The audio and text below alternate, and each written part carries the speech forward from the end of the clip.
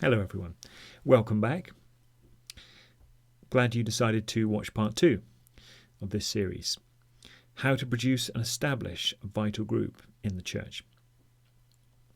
In this part we're going to be looking at the corporate aspect of establishing a vital group. You may remember in part 1 we talked about the personal aspect of fellowship, confession, consecration, prayer and soaking in the Spirit. All these things can be done between us and the Lord, but now we need to begin to contact another seeking believer, another seeking saint, so that our personal experience can be expanded to become a group. Right, so what we should do in contacting people is actually fellowship with them according to what we outlined in the first part of this message. But instead of it being personal, it's now something we can do together. We can fellowship together, confess together, consecrate together, pray together desperately, and also get soaked in the Spirit, filled in the Spirit.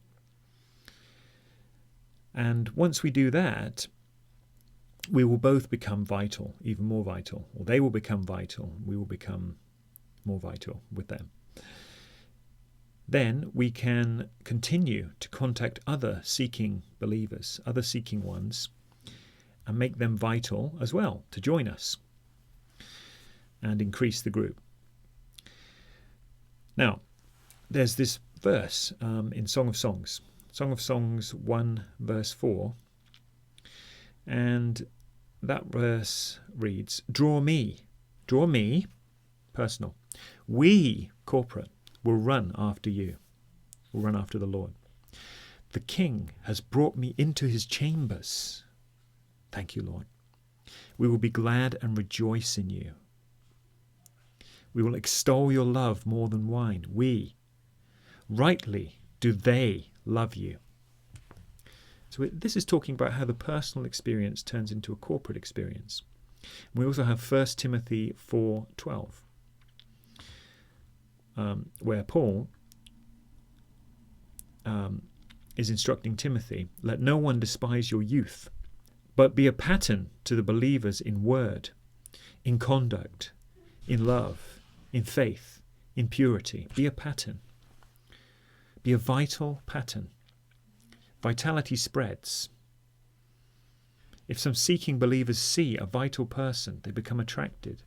They want to become like them. They want to become vital as well. They want to become even a pattern themselves in conduct, in love, in faith, in purity. And then those two can contact others until the group has formed or reaches about maybe 10 people. I mean, it can't go on indefinitely. So 10 people is a good size, thereabouts, to begin to multiply that group, to divide it into 2 groups. And you can even instruct the groups to do the same thing that you have done with them. Now, often the groups in the church may not be vital. Are we desperate for the increase? What we need is to know what's happening to our group members so we can pray and provide mutual care. To have intimate and thorough fellowship as the basis for our being blended together into a loaf.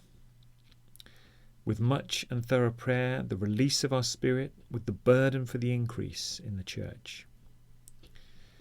Our increase depends on our prayer. Our increase depends on our prayer.